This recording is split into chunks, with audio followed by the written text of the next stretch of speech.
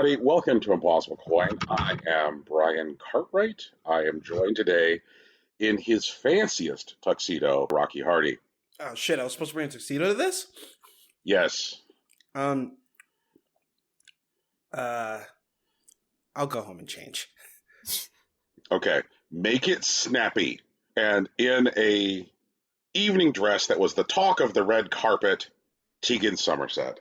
Absolutely. But it's not actually because of the dress. Ironically enough, people are just surprised I do look this good in green. Fantastic. They shouldn't be. I'm ginger. They shouldn't be surprised I look this good in green. I think that the headline that People magazine is going for next week is Poison Ivy? ? I mean, to be fair, Poison Ivy is the ginger sex appeal ideal. I can't think of a sexier ginger. Okay, well, maybe Jessica Rabbit, but you really need the right skin tone in order to pull off that particular shade of red. So, Poison Ivy. We are gathered here today for our fanciest show of the year, the one where we assemble in our finest and create a ranked list of 10 games of the year.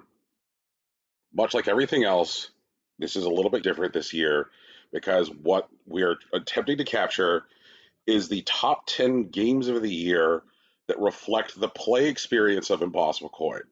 Now, obviously, most of the games will have come out in commercial year 2020, but there may be some outliers just based on the way that we interact with and we play with games. So don't be surprised if there's one or two weird things on this list. We are brought here today by some of our hot new sponsors, including Activision, consuming studios at a rate which terrifies and upsets everyone. Activision. Yes. Sorry, that was my nervous laughter. Right. Activision paid me to do that. Also, Microsoft. Whoops, we didn't mean that. Microsoft. And PlayStation. We didn't leak your credit card numbers this time, we swear. No, we definitely did. And lastly, Capcom's Heavy Milkers. But I don't have the rest of the copy here, so I don't know what they mean by that. It also just says in crayon. Sorry, the copy, I had it. Oh, okay. It's Mommy Milkers and the New Gross Goth Girls. I think that's what it's supposed to say. Is that a band? Maybe. We're not supposed to talk about it. We're NDA'd up, man. Come on. What? Why does it say here in crayon, "Step on me, pretty tall lady"? I mean, have you seen her? That only makes sense. Yeah. Okay. That checks out. That might be someone from sound design thinking they're funny, but also they're not wrong. Jesus Christ. So video games. I guess that was our way of kind of sliding in some of the news from the past week. Which the news appears to be Microsoft fucked up, Activision ate another studio, and really tall lady has heavy mommy milkers. Also, corsets are in again. Corsets are in again. Speaking of corsets, I just want to say, if you're looking at buying a corset, ladies, we're all getting ready to cosplay again. Specifically, these lovely Victorian ladies with their lovely lady milkers. If you're going to cosplay one of them and you want a corset, might I recommend CorsetStory.com, which has a buy one, get 3 free permanent sale. You can get a couple at that price. Dang. Who cares? Get yourself something real and supportive. That's kind of insane. Yeah, I know, right? That's a quick way to get thrown out of the Better Business Bureau. What? Really? Yeah, okay. Why? Let me explain, because one of the things that Brian did over the last week was read up on the history of MyPillow. Mm-hmm. Oh my god. Because I was like, I hate the MyPillow man. I want to know everything about him. Classic. I read about how MyPillow was thrown out of the Better Business Bureau. And the reason they were is the Better Business Bureau has very, very strict rules for about how long a sale can be run before that becomes the new regular price. Mm-hmm. So, if you're perpetually offering, buy one, get one, then that means that the actual price is lower and that you're just creating false sense of urgency with a presentation of discount. Oh, I do believe that this isn't a presentation of discount because they understand not every style may be for you, and you may only end up keeping one of those corsets. So what would be more authentic in presentation is just show all of the corsets advertised at a quarter of the price. So what it is it's buy any 4 corsets for the price of 1. I'm reading this off the website. Yeah. It is, you just pay for whichever is the most expensive. Okay, so you did say it was a permanent sale. Is it like an introductory deal? No. Nope. Yeah, that would not fly with our friends with the Better Business Bureau. That's okay. It wouldn't fly anyway because Victoria's Secret would be all pissed at them anyway, so whatever. Yeah. But I also would like to say thank you to everybody who's already cosplaying as the tall vampire lady. Keep up the good work. Yes. Actually, I don't think I've actually seen a tall vampire lady cosplay, but I've seen a lot of makeup tests, cos tests of like the close-up girl, the one with the fly in her mouth. I've seen a lot of her. Oh, and the metal on her chest? Yeah. Wild. Truly. 1 second for science. Brian's gonna try to find one. As long as you don't go to DeviantArt, like, we're cool. Don't worry, I've already got one handy. Okay. I do not have to go hunting. What's wrong? Why are you chirping? Is it that you don't like the vampire lady? Is that the problem? Oh no, he wants to be a baby. Never mind, we're fine. Does he want to cosplay? The tall? No, he doesn't want to cosplay the tall vampire lady. He wants to make biscuits, and my hand was not in the proper place to make biscuits on. That was the problem. Okay, there you go. He was chirping to alert me. Twitter! Let me see. Open the tweet. Show it to me. Put it in the show doc. Oh, wow! That's pretty good. Wow! That's so good. Great job. Yeah, not the first one I've seen either, but like definitely one of my faves. So keep it up, ladies. I low-key hope that this particular style of big hats comes back among female fashion because of this game. Because I like big hats. Mm-hmm. Well, I mean, you just need to go to Baptist churches, Tegan. That's the whole thing. Yeah. Am I allowed? Sure. Okay? Yeah, it's chill. Tegan, I can low-key show you some like hats for Baptist churches stores in the Phoenix metro area. I would love a large hat. Mm-hmm. The thing is, though, like, it can't be too fancy because I would mostly wear it as a sun hat because I am a ginger. That's what I do. Yeah, so, no, those are real. Those are totally around. I mean, I know big hats are around because, like, for a while, I was rocking a big straw hat that had, unfortunately, cheetah print on it. But I had to get rid of it. Did you get rid of it because it had cheetah print? Yeah, I did get. Also, my mom's dog chewed a hole in the top of it. Well, but mostly the cheetah print. Like, I was gonna get rid of it anyway because of the cheetah print. So we're not gathered here today because of a very tall lady with a very big hat and heavy mommy milkers. We're gathered here That's today not because what I was promised. I'm sorry, That's Rocky. Rocky, that's the after dark. We gotta get through right. this part first. You're right. I am glad, though, that there is... Jesus, we're back on the vampire lady. I am glad, though, that there is as many people who are like, she's very tall, step on me, and heavy mommy milkers, and her evil smile, and fancy hat, that there is also a very loud part of Twitter who is like, I really like tall vampire ladies like huge ass. Jesus Christ. Has Twitter, I'll put it this way, has video game Twitter ever been this horny before? Yes. What was the last thing that got video game Twitter this horny? Bayonetta 2. Twintel? Oh. Maybe Bayonetta 2, yeah. I was thinking Twintel, though. I think she's already eclipsed the Twintel horniness. Like, Probably, in a yeah. very serious way, yeah. That's fair. Okay. Yeah, Yeah. Bayonetta, then. There it is. Congrats, Capcom. Like, I'm glad that somebody at Capcom was like, how do we ensure the sales of Resident Evil 8? And then I hope there was just, like, one, like, small meek man who like raised his hand and he's got like a pocket protector and glasses and he just like raises his hand and says something no one can hear. I'm like, what was that, Bob? Bob, we can't hear you. And he just goes, horny. No, he goes, Victorian vampire. He's the one who's on TikTok and he's like, Victorian vampire women who are very tall.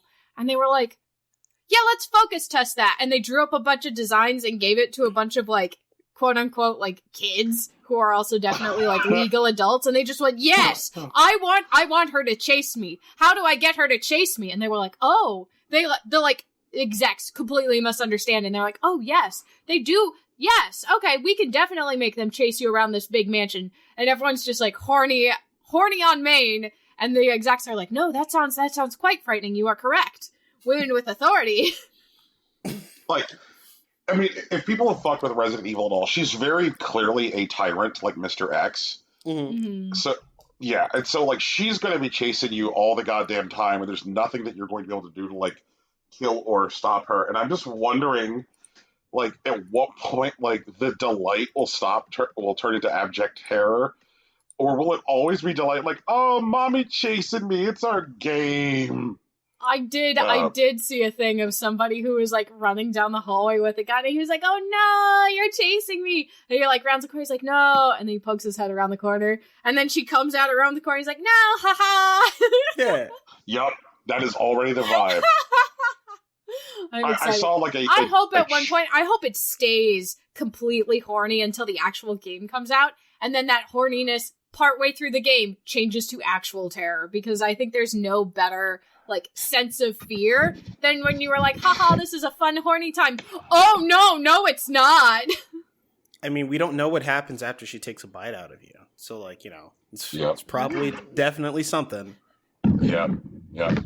I saw a chibi one, which was cute chibi version of the mommy vampire lady, and Ethan has run up to her and is hugging her, and she's got a voice bubble that says, you're supposed to run the other way, sweetie.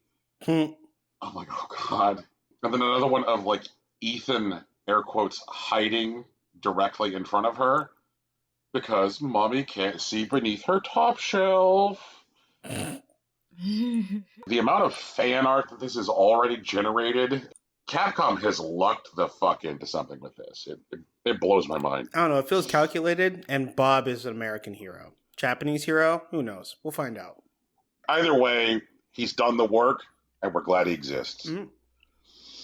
Okay, so we're going to follow the general format that we have in years past, which is that we have a list, and we are going to go in rotation and remove things until we get to a list of 10, at which point we will rank that list of 10.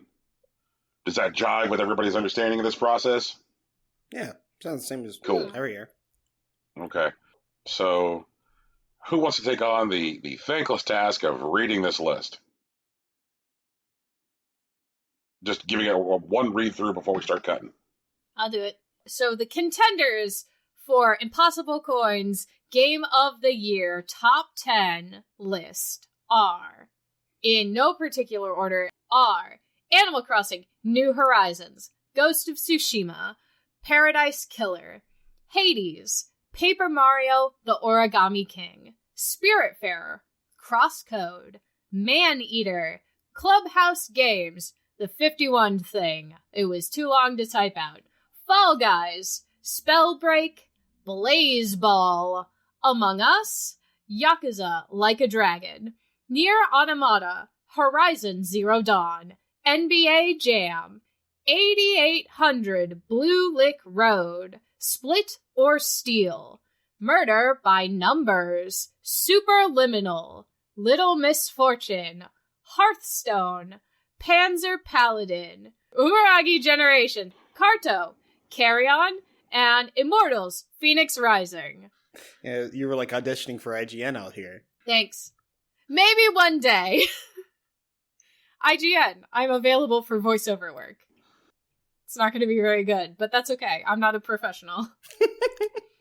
So, who would like the knife and the fancy cake serving tool to make the first cut? Brian, this is still your podcast. You get first cut. Yeah, you get first cut. Then I would like to cut Carrion. That's funny. Tell me about that decision. Well, I'm looking at, like, the host of games that are on this list, and, like, moving in Carrion is very fun. Killing things. You know what? Maybe I don't want to cut Carrion right now. Thank you, Rocky. That's curious. Brian, what would you like to cut? Splitter Steel. Okay. Why would you like to cut it? I'm looking at Splitter Steel, and I think about the things that I enjoyed about Splitter Steel. Mm-hmm. And the thing that I enjoyed most about Splitter Steel is this situation where you are, like, in a 30-second conversation where you're trying to determine if the person you're talking to is bullshitting you or not. Mm-hmm. And that is also central to the play experience of Among Us, and Among Us does it better. Fair enough. Hmm. All right, I'm not going to fight for Splinter Cell. Tegan? I'd like to cut Fall Guys. For sure. It's fun, but I think it was more of like early quarantine phenomenon game, and I don't know that it's going to be like a forever sort of thing. No, like sense. I think it's an interesting concept that had a significant boost, like largely because of quarantine, but the game itself, both in like its core gameplay as well as its support over time, doesn't feel especially great. That's fine. Fair. It's not one of the top 10 games this year. Who cares? Valid choice. Let me see. Also want to make sure that there's a scientist keeping track of when we have 10. Yeah, there's a scientist keeping track of when we have 10. Don't worry. Fantastic. Brian, we're all scientists. We write our stuff down. That's what the Shoutouts are for. Oh, God, I'm glad we're all scientists. We are all scientists because I took some time and I experimented with the Clubhouse games in between this recording and our last recording. So I want to hear about that. I did experimentation and wrote down the results. I want to hear about this, but later. Yeah. What should I actually cut? I hope it went well. Brian, I want to cut NBA Jam. Okay. I had a shit ton of fun with it this year, and playing NBA Jam really reminded me that there's nothing else like it out there in a retail space. Like, I honestly think at this point that Warner could, because they own the Midway catalog, if they just went and did the business with the NBA and the NBA Players Association to be able to like re-release that. And just like, hey guys, here's just fucking NBA Jam again, but with online multiplayer.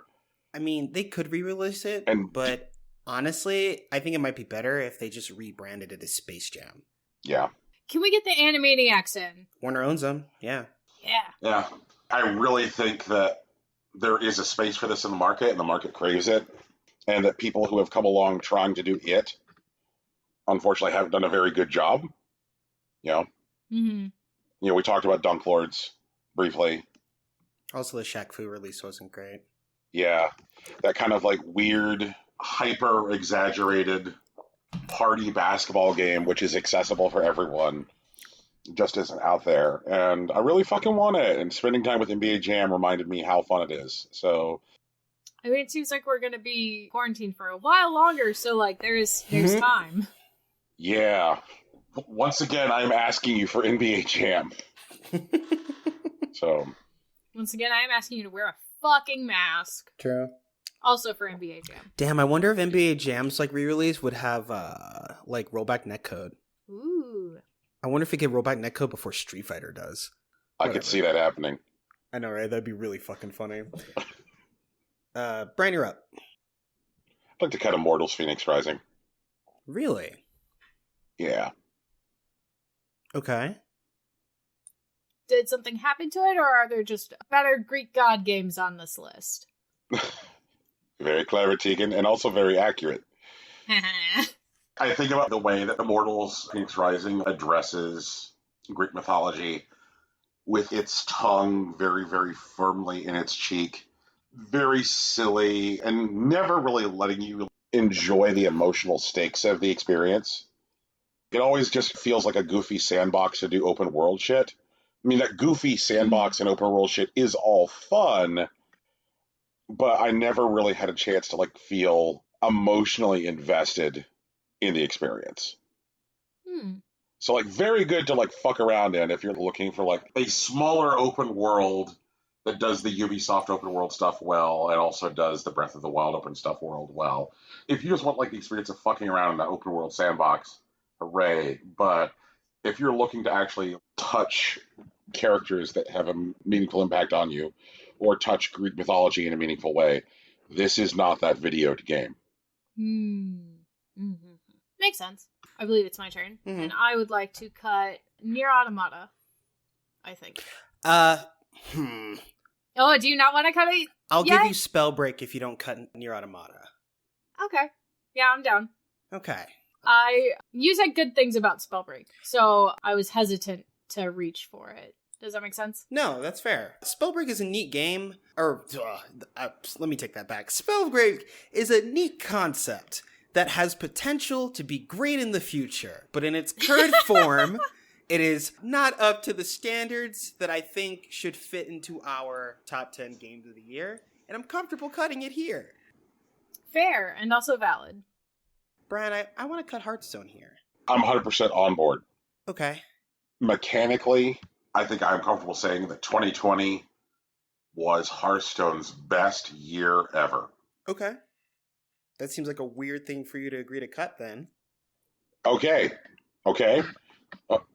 Derry. I think there are just better games on this list, and also they did some fuckery near the end. Yeah, this is entirely about the fuckery, my friends. Mm-hmm. I am currently at level 80 in my battle pass, and I have 6505 gold. Okay.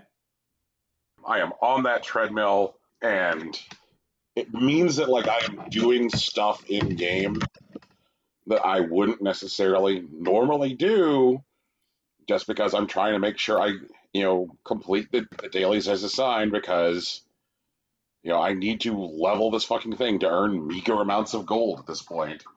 And they just released a mini set of cards, which was, you could either buy the full set of cards for $15, or you could get the full set of cards for 2,000 gold. But it was like 30 odd cards, that's it. It was just, you guarantee that you get these cards if you burn the gold. And I'm like, haha, I'm on to you, because I'm going to need all this gold for just like the raw packs for the next full-size set. You trying to get me to trade in 2,000 fucking gold for 30 cards just to guarantee that I get that 30 cards is a shit tactic. I really kind of feel like the business side of Hearthstone has dragged down what has been an immensely mechanically satisfying year. If I was just able to play Hearthstone the way I wanted to play Hearthstone and not worry about the treadmill and not worry about fuckery, then I would want Hearthstone to hang on this list longer and maybe even make the top 10, just based on like how mechanically satisfying the experience of actually playing the game is. But they have taken the stuff around the game and added an undue amount of fuckery. Fair enough. Stop fucking with a good thing, Blizzard. Activision. Activision. Let's be real. Blizzard doesn't exist anymore. Oh, Activision. Activision's wearing Blizzard skin, pretending to be two people. I don't like that. Or two corporations. Corporations aren't people. Holy shit. They're Weekend at Bernieing the name of the other one. Yeah. Blizzard's wearing the sunglasses and the Hawaiian shirt. Oh my god. Brad, I need that image. It's important. Jesus. For research purposes. Like, even if it's not the thumbnail, like, I'll put it on the Instagram. Like, say I won't. I mean, haters would say I won't, but, say I won't. Put it on the Instagram and take this clip as the audio I'd do it. This sounds like fun. But only if I get the image. Otherwise, I'll pick another clip.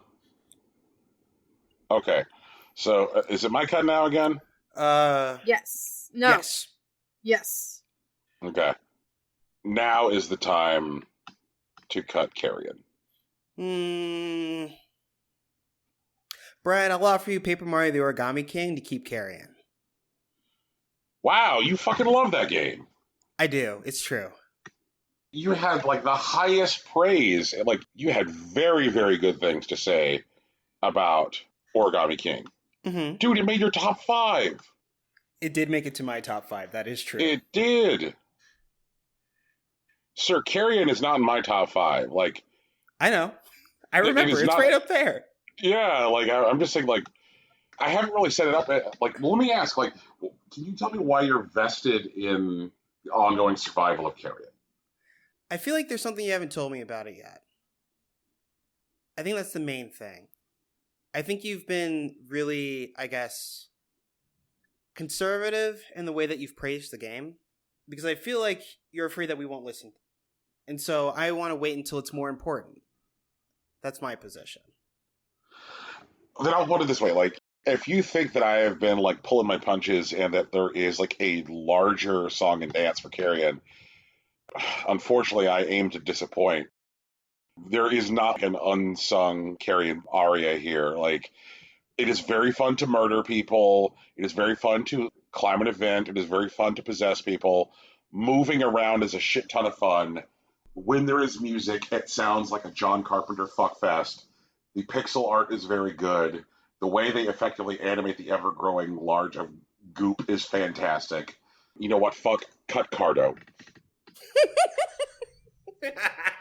There is no larger song and dance about it. Let me sing its praises. Wait, never mind. I changed my mind. Then Brian makes up a song. He needs a moment to put it together. I totally get it. I'm trying to give him some time. It's just funny. It's just funny. Fucking Brian. God damn it. Just tell me how you really feel. Holy shit. Oh, Rocky, I can't do that if I don't know how I really feel. I know. Is that fair? I'm trying to be patient. Jesus. Deacon, you're up. What do you want to do? I want to cut... I want to cut... I think Panzer Paladin. I'm with it. Okay. Yeah. I think it's had its time. I will say what I said about it before, which is if you wish that Shovel Knight was more like the Mega Man X series, if you want that experience of having a menu screen where you're picking between robot masters, if you want to make choices about weapons, Panzer Paladin, it's your game. They got you. Yeah. But there's other stuff which needs to live here longer. Well, we're not doing that, though. This isn't like a knife. We're not in a knife fight. That is right. Right. This is not a knife fight. And also, things would not be on this list in the first place if we didn't like them. So there's nothing bad here. Weird. Yeah. It's just everything that doesn't make the top 10 is an honorable mention. Dunk Lords is not on this list. No, you know what? Next year, I'm definitely just going to put some stinkers on the list just so I can dunk them on Game of the Year. Like, I'm so serious. Let me come back. Just be like, this game I put on here, fuck this game. Yeah, fuck this game to high hell. Wait a minute. Yo, can somebody put Dunk Lords on this list, please? Fine. Yeah. Actually, that makes things easier for me. So, while we're putting Dunk Lords, I'll put Dunk Lords on here. I don't care. Okay.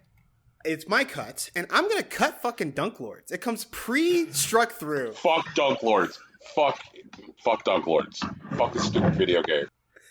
Brian, we understand fuck Dunk Lords. Like, we did a whole bit about it, but we need to know why we should say fuck Dunk Lords. People need to understand. They need to feel it. The camera sucks. The animation on the characters is terrible. It does not feel good to shoot the basketball in this basketball video game. That's stupid. Holy shit. Are you serious? Yeah, I am dead serious. Why would you build a basketball video game and then make basketball not fun? That's like the first thing you do. I gotta make sure this shooting thing feels good. Like what the fuck? I gotta make sure the basketball is fun. And like something which I think is important with like an arcade style basketball game, if I'm looking for two adjectives to describe the act of passing in an arcade style basketball game, those two adjectives are sticky and magnetic.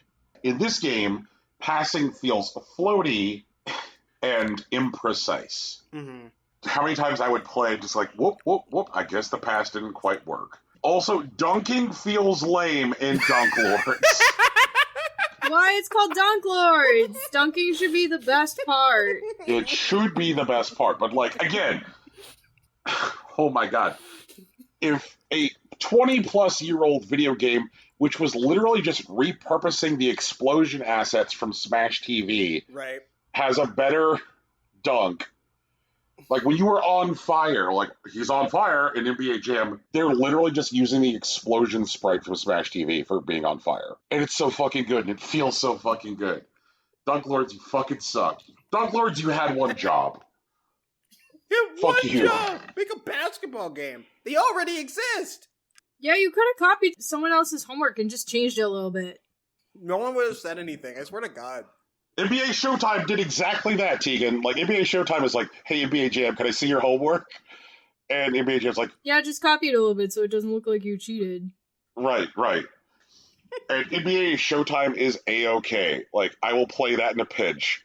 Oh my god. Fucking, there we go. That felt good. All right, so I will say happy for the you. games that are on this list are here because we like them. Asterisks, except for you, Dunk Lords. Except for Dunk Lords. Dunk Lords is the exception. Yeah. Okay, maybe only We put one Dunk next Lords year. on here to crud on it. I think there should only be one. Proposition, new annual rule. One game goes on the list to get shit on. We will just have to conference before it so we can determine what is that game. Right, for sure. Brian, it's your cut. I remember that sigh. Life's hard and full of choices. Life is difficult and unpredictable. I want to cut Murder by Numbers. Okay. Yeah. It sounds like fun. It does sound like It fun. is fun, and it's a game that I strongly recommend. It's a game that I like a lot. Okay, but it's not in the top 10. Why? There are moments in Superliminal where, like, I full-on, like, shouted at my television out loud using my full human voice and said, "My brain is melting!" Because, like, the thing that was happening was so weird and cool. Right. Okay. There's moments where I was sitting in front of my television playing Little Misfortune, and I shouted with my full human voice, and I said, "She threw the fucking glitter! Oh my god!" And I think about, like, how a lot of the games here that I still want to fight for drew large, visible emotional reactions out of me. Like, when they got me, they got me. Okay, and like Murder by Numbers is like the George Carlin in this situation. Yes. Okay, for sure. I get that. I don't know what that means, but I trust you. So George Carlin, you know, he was a very long-running comedian. I think he's dead, right? He is, yes.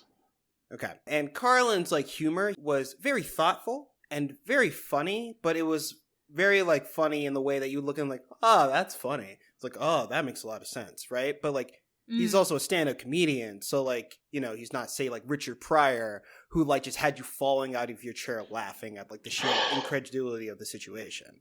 Like, it's more like, that's funny. Or, you know, it's like, it's a softer thing, which isn't necessarily bad, but it's, like, less potent, is what I'd say. Oh my gotcha. God.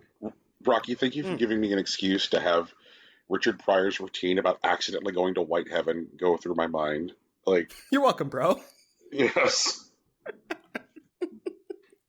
Is white heaven just boring heaven?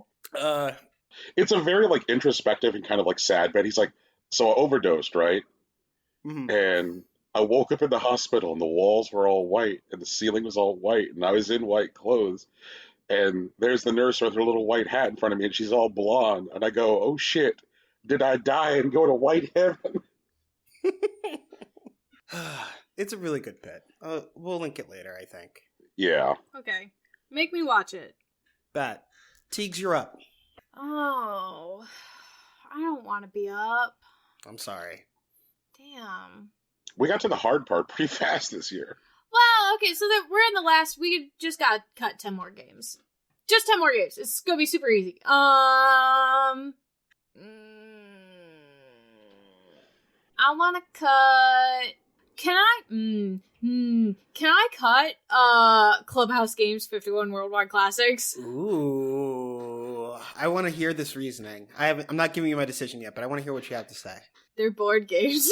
It's all board games, and like I'm glad that I'm learning very slowly how to play some of these games. Mm-hmm. But mostly I'm just doing what I did when I was a kid and spending a lot of time totally kicking Solitaire's ass right now.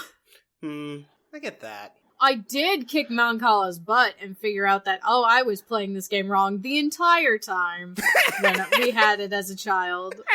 So, there is that also. Okay, I do want to ask, Tegan, have you messed around with Connect 4 yet? Not yet. Okay.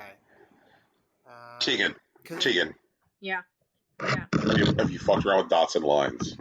I have done dots and lines. I felt bad because I have the ability, because I'm playing against the computer, to undo my last move if I realized after I do it, it fucks me over. Right. And so I feel like I'm cheating. I mean, I'm definitely cheating, but also, like, I've been doing that a lot. Okay. Have you gotten to, like, the 3-star AI yet? No, not yet. Okay. Because I feel bad because I keep cheating. Yeah. Like, Don't cheat. That's definitely the line. Like, go ahead and cheat. The AI, cheat. The AI doesn't care, Tegan. Like, honestly. Yeah, I know. I want to win, and the AI doesn't have feelings. But, like, I think 3 stars the line where, like, the game is really going to start pressing you. and like it's either going to become oppressive or impressive. There's no in between. I feel like it's gonna be oppressive because I'm just bad at the game. Well, I was like, I saw it and I was like, oh yeah, I remember. I used to play this all the time. And then I'm looking at it and I'm like, why the fuck is this hard? Why am I losing? I'm not supposed to lose. Jesus fucking Christ. Shut up, I'm bad at games. I'm not supposed to lose. Oh my god. I'm not supposed to lose. Well, See- first of all, when I was a kid, when I was a child, the person I played against the most was my little sister. Sure. And she did not, and to some extent still does not, have the same deductive reasoning abilities I have. That's fair. So, like, I learned how to cheat to make myself lose at every game we ever played, so that she would win more often than not. And then sometimes I just wouldn't let her win. Right. So I'm like, wait a minute, I'm better than this. I know how to not lose at this game, and then I fuck up. So. Damn, you train yourself wrong on purpose? That's wild. Then I let the AI win, and I'm like, wait, no. That's not what I'm supposed to do. Hang on. Okay, Tegan, I know this isn't great advice, because I've been yelled at this about this before, but I feel like you should give Clubhouse Games a bit more time, both in this argument and, like, playing it generally. But, But I'm very good at solitaire now. Well, that's good, honestly. But I am personally invested in keeping Clubhouse Games on this list for a bit longer. Yeah. Okay. And I am willing to offer you Paradise Killer in exchange. Whoa! Oh no! Whoa. Ryan, do you have a counter offer to his counter offer? I mean, he made Paradise Killer sound fucking rad. It is rad. Guaranteed. Rad or your money back, I guess. Yeah, and he's like, this game is weird, and we are generally on this show defenders of, like, good, rad, unique play experiences. Like, and it just seems like one of those. Looking here at the stuff. I'm looking here at the stuff. Now that we have a Patreon, like, rad or your money back really sounds like a threat. We should probably... It sounds like a threat. Yeah, it sounds like it's either going to be like, hey, Brian, you'll think this is rad, or you can take my cut of the Patreon back, or like, hey, this is rad, or I'm giving it back to the audience. Like, I don't know. I'll bet that. I will bet Brian. If Brian doesn't think Paradise Killer is rad, he can have my Patreon cut for 3 months. 3 months? 3 months. Nice. All right. As a total random aside, I totally forgot to, like, pay out Rocky and Tegan for way too long on Patreon. I was just like, oh, whoops. I literally thought you did that on purpose, though, because the amounts were weird. I thought you did that on purpose until it got to something that was easily divisible. Part of it had to do with, like, the number of our patrons changing, the cut that Patreon takes changing, all that shit. And, like, it was one of those things where if I did just send it, like, every month, and the amount would have been, like, silly small, but then, like, the number of our patrons grew. Shout-outs to our cool new patrons. This is the shout-out episode, isn't it? Oh, yeah, I think it is. This one is the shout-out episode. We gotta do that this is the episode you get the shout-out on, so look forward to that at the end of the show. Yeah, also, like, thanks to, like, our first patron to, like, start giving, like, an individual patron, we're like, yeah, here's $10 a month. Jesus fucking Christ. Thanks, dude. Like, that's a big deal. It means a lot. It's the reason I'm going to play Final Fantasy IX. Again, I guess. Brian, we're trying to save Clubhouse Games. I'm offering Paradise Killer. Do you have a counteroffer? Will you let me now take Carrion out and kill it? Only if you speak from the heart. Carrion, you have the best movement system I touched in the last 12 months, maybe longer.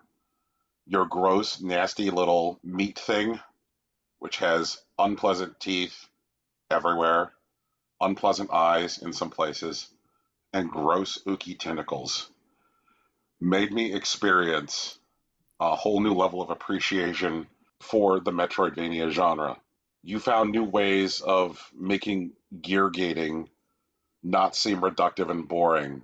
So I didn't just come to a wall and go like, oh, I guess I don't have the fucking blast ray yet. Huh. By just expressing that stuff through growth in my abilities and my mass. Carrion, you are a very good video game. Your use of pixel art is not dismissive or lazy or an effort to cut costs. You are very good. People should fucking play you for free if they're on the Xbox platform. And if elsewhere, they should shell out the money because you are rad. Farewell, Carrion. All right, I'll accept That was that great. sacrifice. It wasn't your sacrifice to accept, but I That's will fair. also accept that sacrifice. Because he is right. About which part? All of it? All of it. Yeah. You're Oh, right and you cool. should say it. Okay, so now it's my cut, right? Yeah, now Yep. it's your actual cut. Also, how many left do we need to cut? 9? We have 19 games Okay, on this list wow. currently. We need 9 games down. This is so hard. Oh no, it's so hard when we actually put all of the games we really enjoy on one list and then decide to narrow that list down to 10. It's not like we didn't, make this way easier on ourselves by not forcing ourselves to do that with like a top 3 list for every other category we enjoyed this time. Oh, fuck. That's right. Who were those people? Jesus Christ. Fucking 8-hour show. I was so tired. It was one 8-hour show. By the It end- was 2 By the end of the 4-hour first shows. show, I was so tired. It was bedtime for Tegan. Oh my god. Okay. Okay. Okay. Wow, this might actually be a bit difficult. A bit difficult. Okay, Yeah, I'm definitely gonna cut those. But, No, keep them all. Keep them all, but put them all together in one big, like, supercut. Damn Just it. every time we went, okay, on this show. Oh my god. That's actually a 10-hour show to date. Like, no cap. Just one supercut. Oh my god. Wow. These games are all really, really good, though. Oh no. I made it difficult by myself by playing games I enjoy. Okay. Alright, fine. Alright, Tegan. I only played like 6 games. I got no skin in this. I think... I only added games that I thought should be on the top 10 list. I was smart. I calculated my shit out ahead of time. That reminds me, Tegan does usually win Game of the Year. I do win Game of the Year. I'm smart. I already know what it's gonna be. I can confidently guess what our number 1 Game of the Year is gonna be. I'm gonna cut Paper Mario the Origami King. And I'm gonna do it, not because it's a bad video game, or even a game that doesn't deserve to stand among these, but I think because of the way that it's shaped as a video game is a series of half measures. Paper Mario has a long and tumultuous history as RPGs of varying quality, and Paper Mario Origami King decidedly is not an RPG. But it still has instance turn-based battles, which is confusing to people who are trying to get into it. And they wrap it in a new mechanic, which is interesting, but depending on how you interact with it, it's either a simple puzzle that's fun to like do every minute or so, or something that the game incentivizes you to skip if you don't want to deal with it, which I don't think is a way that you should build video games. I like that Paper Mario Origami King tries to take the things that it's good at, the ideas of it being silly and interacting with characters, enemies, or friends of the Mushroom Kingdom as like characters, as opposed to just like flat things playing a role. Actually, you know what? I think the interesting about it is that it treats the characters in Paper Mario less like characters and more like actors, is what I'd say. Yeah. That you get these like odd moments where you see them behind the scenes, and you don't really get that in a Mario game more often than not. But particular things that are almost exclusively tied to design, whether it's gameplay design, character design, it's definitely full of a lot of half measures that they're desperately trying to not piss people off, but also try to stay within weird and visible barriers that it seems only they can see. And I like Intelligent Systems as a development company, and I really hope they are able to keep this contract, but I hope they find an opportunity to really let their creative bounds flow, because those are the things that make us love Paper Mario. And it feels like whether it's the constraints of Nintendo or the expectations of fans, they are definitely dancing in lines that I feel like they shouldn't have to. And so I don't want them to end up in our top 10 this year. I'd like to see what they do next. I'm with it. So this is like the B game. Right. This is like, I loved everything about this. There is still room for improvement. Right. I'm going to give them a B because I would know they can do better. That's fair. What a kind and benevolent teacher you are. I'm trying. Brian, I think you're up. 7 left. Okay. You said 8 left? 7. Oh, 7 left. Okay. Yeah, we got 18 games on here. Never mind. Fuck me. It is 8 left. Sorry, Yeah. Brian. I have been watching. I have been keeping the numbers. Fair Okay. enough. Then, is this now the time to cut Horizon Zero Dawn? Hell yeah, it is. Mhm. If you weren't going to do it now, I was going to do it. Horizon Zero Dawn is a great game. It's really good. The story made me very, very mad because it's about the U.S. military state. Oh my god. It's so tough. It was so tough. I was mad about it. But, then you just got pushed through some of that real tough part to get to the good hopeful part that humans aren't always trash and aren't gonna be trash forever. Mm-hmm. Although I don't think we can save our planet the way they did in Horizon Zero Dawn. We need some real solutions for real problems, please. Thank you. I'm very interested in those. So, Tegan, what's your real cut?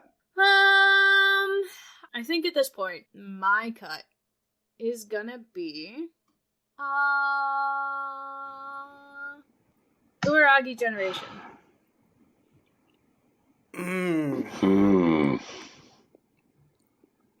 Ooh, a double Well, the backup I was thinking is Maneater, so like... Whoa, hey, what the fuck are you talking about? Brian, don't take the bait. Jesus. Yeah, don't say... Yeah, it's so fun to get a rise like that, though.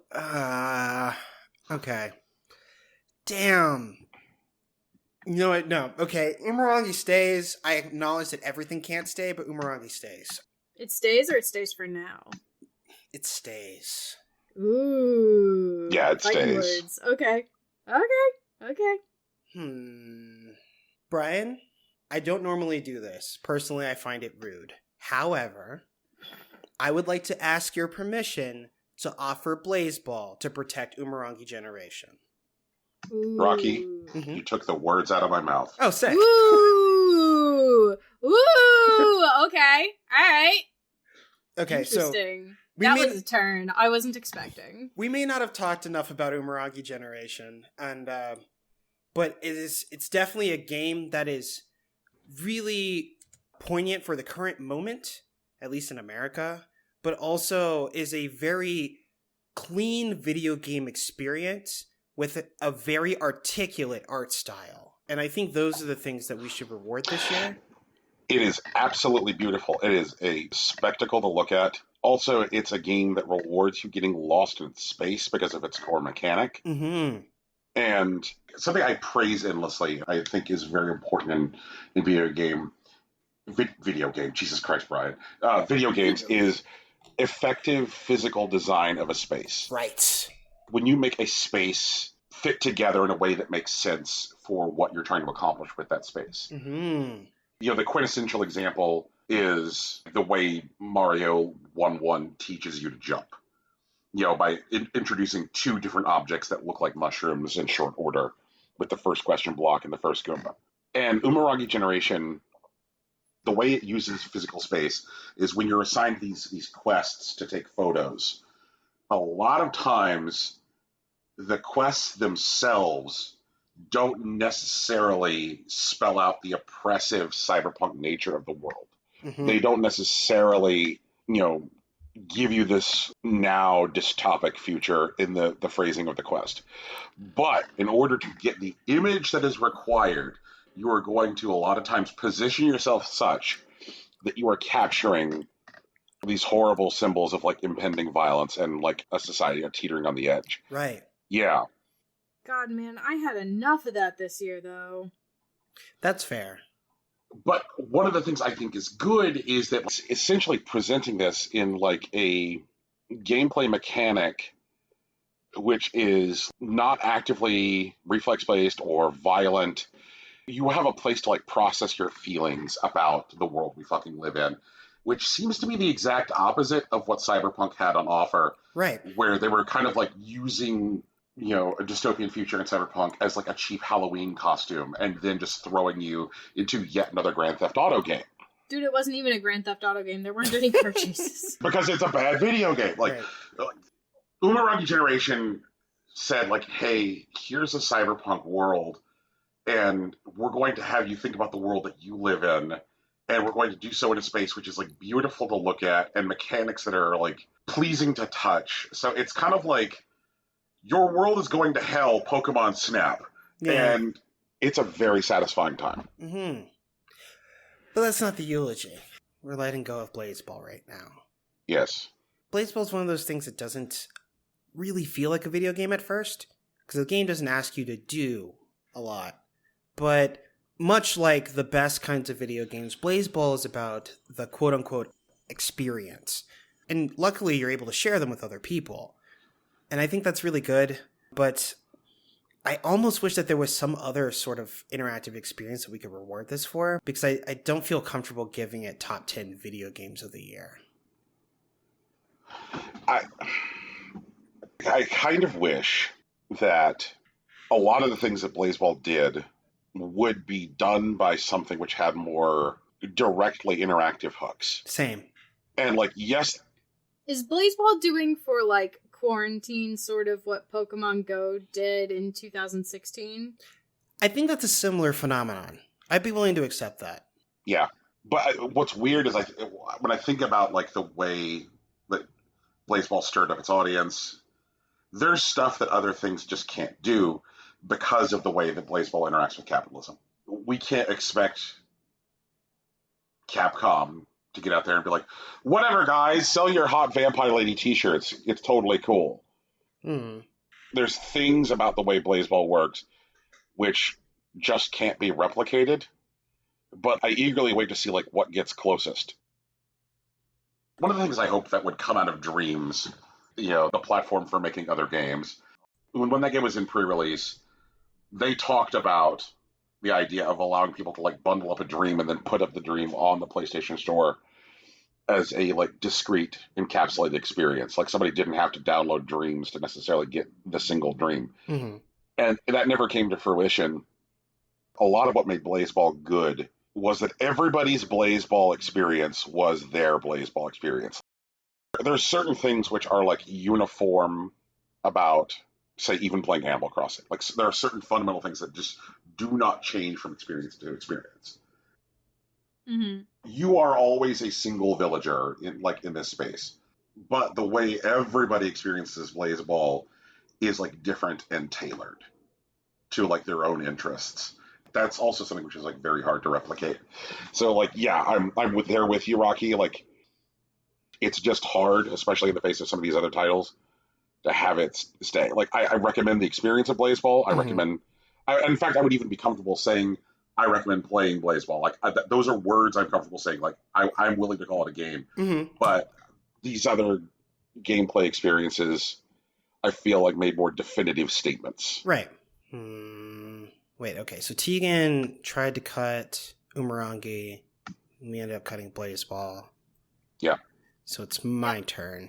I thought that was gonna last, like, 2 more games. I believe that. Blaseball. Huh. Okay. We have 6 left, Tegan? Yep, 6 left. Okay. I'm gonna try cutting Nier Automata. Okay. Alright. Nier Automata's a good game, full of existential dread of whether or not your machines are alive. Yeah. The usual. It's great. It's a good time. I highly recommend it. It's beautiful. The soundtrack is French chef's kiss. It's perfect in every way. It does nothing but enhance the experience. But, not the best game this year. That's fair. I hope this counts as justice for Nier Automata. I mean, this is the 2nd year in a row that we've talked about it since, like, it was eligible for Game of the Year. So I think we're good. Okay. Brian, you're up. I'd like to cut Ghost of Tsushima. Ooh. Okay. wanted to cut Ghost of Tsushima. Now I'm gonna have to cut something else. Man, make my life hard. God damn it!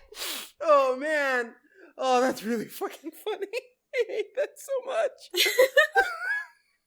Oh. Why do you hate it? Oh my god. Like, I was just like, oh, is this going to be a fight? What is Tegan gonna offer to save Ghost of Tsushima? And then she's just like, nah, well, I mean, okay. I'm like, okay, but there's a butt. I wonder what kind of butt's gonna come up. And then it's just like, I wanted to cut it. It's like, oh, I wanted to do it, so now I have to pick another game to do. Dang it. Oh, that was really good. That laugh added like a couple months of my life, I'm pretty sure. Yay! We're gonna get you to the immortal year. Oh god, somehow.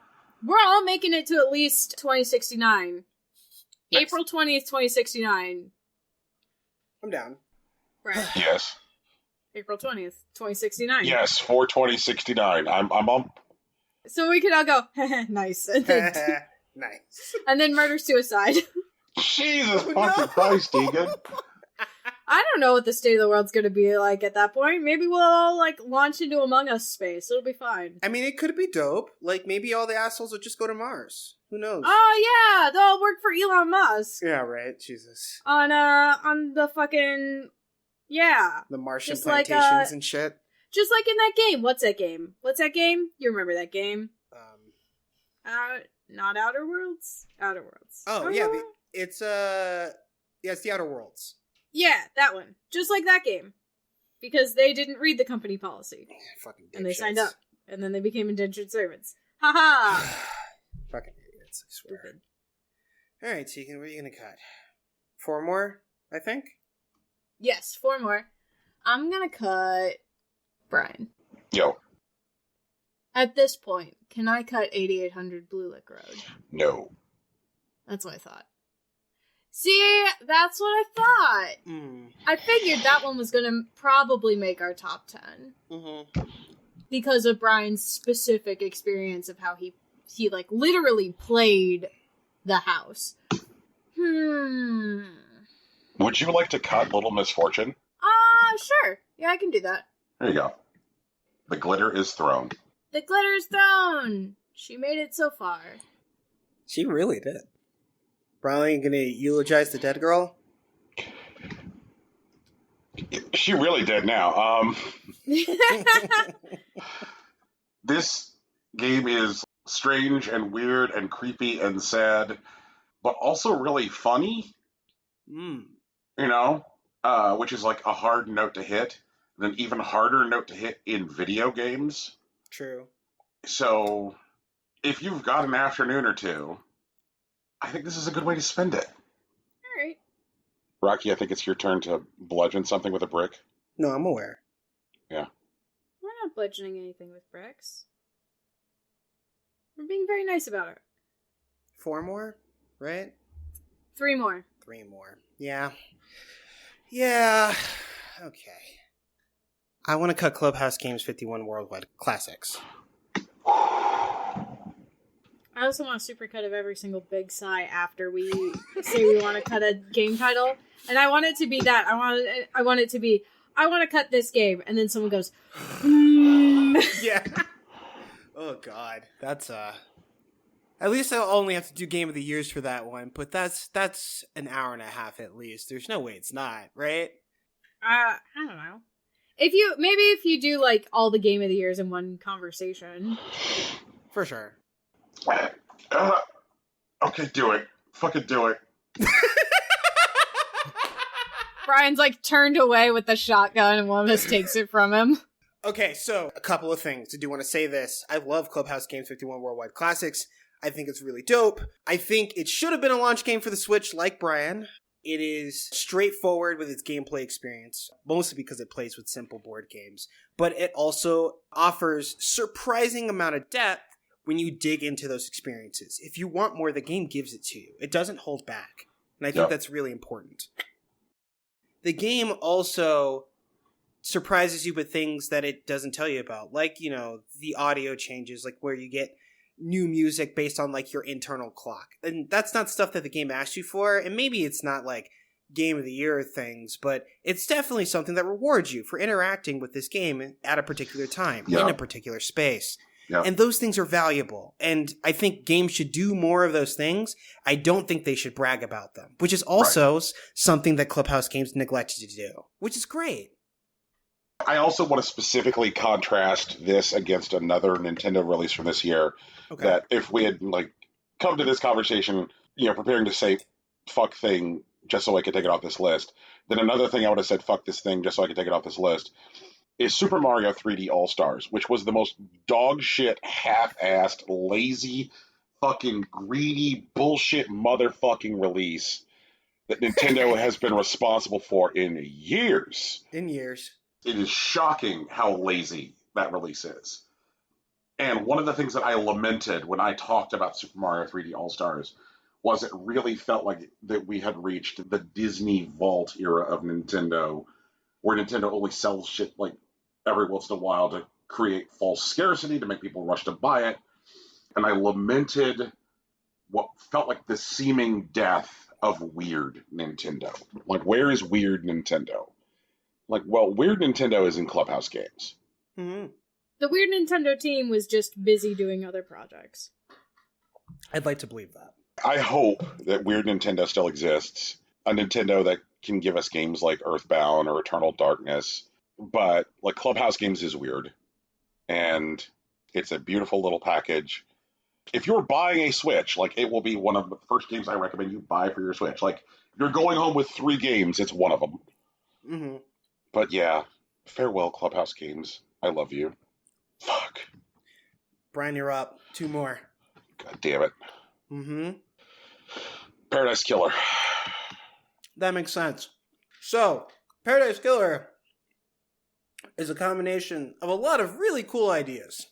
It's an open world detective game, right? Where you're just dropped into a space where there are people you can talk to, there's a crime that needs to be investigated, and you can go about that however the hell you want. The game isn't going to try to push you to talk to particular people at particular times. It's not going to force individual cutscenes on you when you manage to find the right thing. You just kind of do your investigation. You find things, and sometimes evidence is relevant, sometimes it's not. You gain access to new areas by talking to particular people, and maybe it's useful or maybe it's just fun. And like, there are a lot of times where I ended up in spaces where I didn't get any new evidence, but I found some really cool shit. Like, I found some new vaporwave tracks, or I found a neat piece of regalia, or an interesting tidbit about, like, the history of this weird conglomeration of universes. And that was really fucking cool. But outside of that, the game itself is sort of unpolished. There are some things that could have been tighter technically, especially like the way that you jump. And maybe there could have been a bit more depth in how some of the puzzles that you solve were solved to make them more satisfying from a puzzling perspective. While the game does give you the freedom to end the game however you will, some of those endings are simply just unsatisfying, if not half-baked. And that's something that probably just required a bit more attention. Maybe a couple more eyes looking at it. But there are a lot of really cool things going on with this game, and I hope that people that make games in the future learn from that experience. But it's cool if it goes here too. Farewell, Weird Game. Yeah. Tegan, you got last cut. I got last cut. What an honor. It's definitely my favorite position to be in.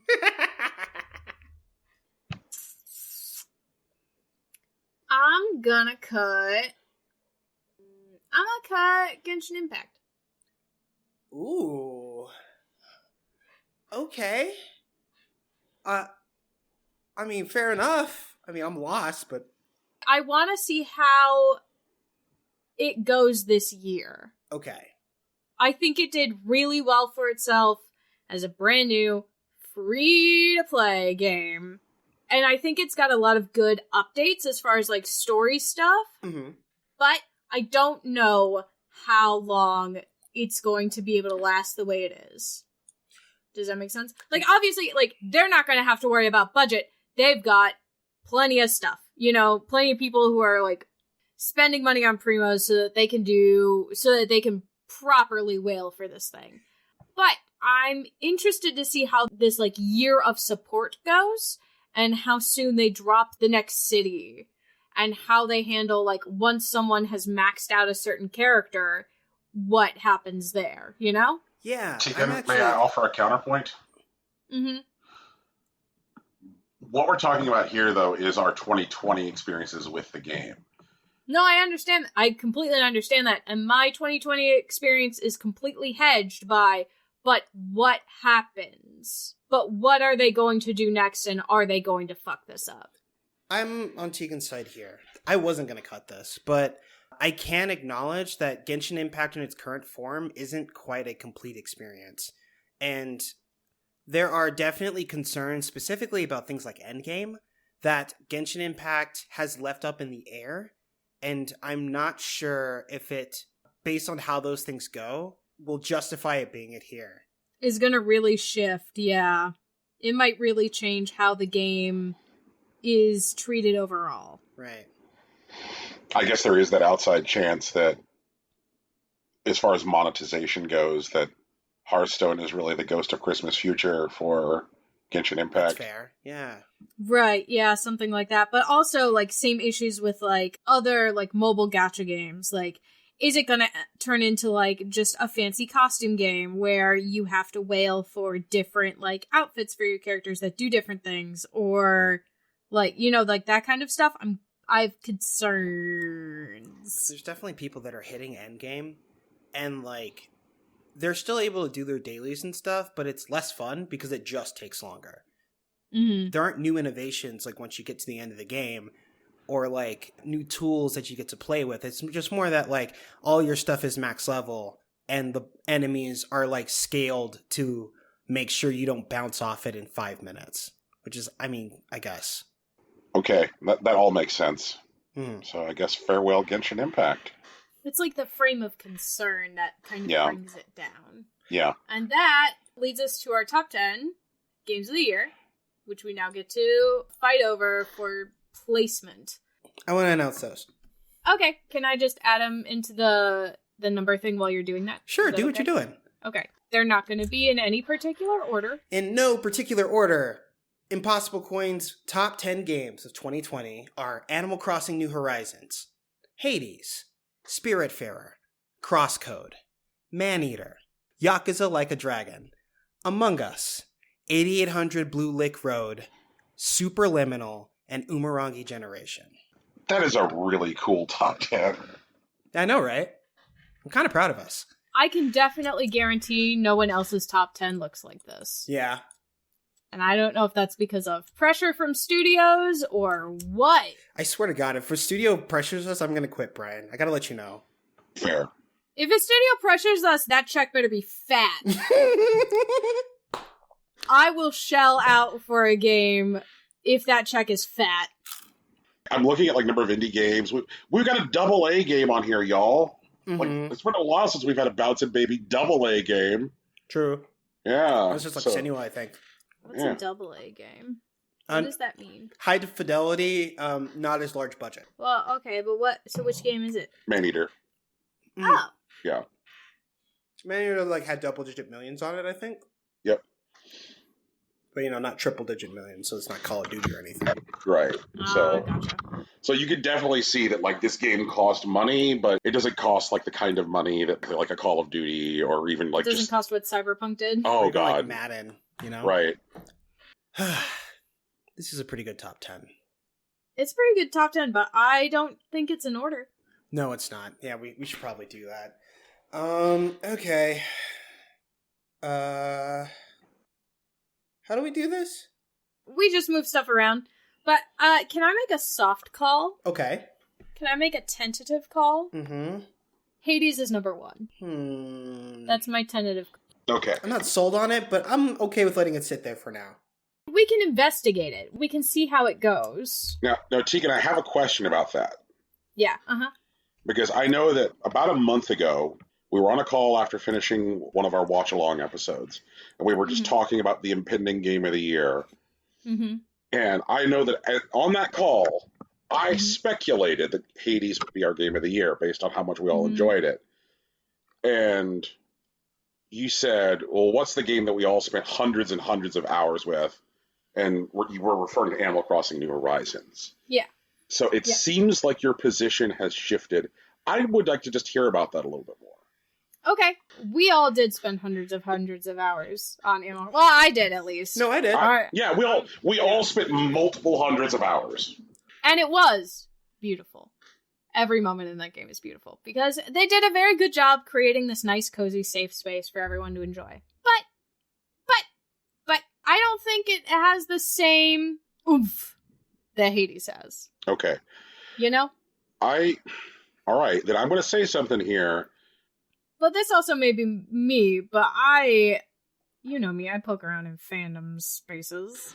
Yeah. And while there is lots of fandom stuff for Animal Crossing, it is all very cutesy, and Hades is horny on main. They do have range. Yeah, the Animal Crossing stuff is all cute. It is all cute. And the Hades stuff is cute, it's funny, it's a little sexy, or a lot sexy, if that's what you want, you know? Like, there is something for basically every type of fan in there, which I think is interesting. I'm not proud of this, but I feel like I should say not all the Animal Crossing stuff is cute. Oh, Jesus, Rocky. No, don't close that tab. That's advice from Brian.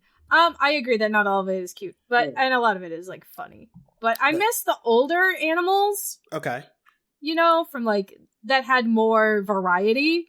And I hope Nintendo brings that back. The, like, spice to their personality. They don't have to be mean like they were in the first one, but, like, a little more spice would be nice, you know? I agree with that. I think I'm cool with Hades sitting at number 1, at least for now. At least above Animal Crossing currently, because Animal Crossing, we did spend a lot of time with it, because there is a lot to do. I feel like we ended up having a lot of notes about Animal Crossing in a way that we didn't about Hades. Right. Yeah, exactly.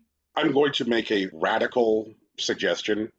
Mm-hmm. I think Animal Crossing New Horizons should sit at number 10 on this list. That's interesting. Oh, no, I don't think so. I think 8800 Blue Lick Road should sit at number 10. And let me kind of walk through this, and then we can agree to disagree or not. Mm-hmm. Okay. Well, if we agree to disagree, we're gonna have to figure out where it goes. Right. But when I think about the rest of these experiences, every one of the other 9 of them, these are things where the play experience entirely clicked. There was like, and it wasn't just like the way the gameplay connects to the music, compares to the storytelling, the arts, like all of the tissue is there in all of these other things. And when I think about Animal Crossing New Horizons, we loved it, but I gotta tell you, man, we brought that banana bruised home from the store. You know, like kind of a thing that kind of like jumps out for me is just like an Animal Crossing like thought I had today, which was like, man, I really miss villagers coming over to my house.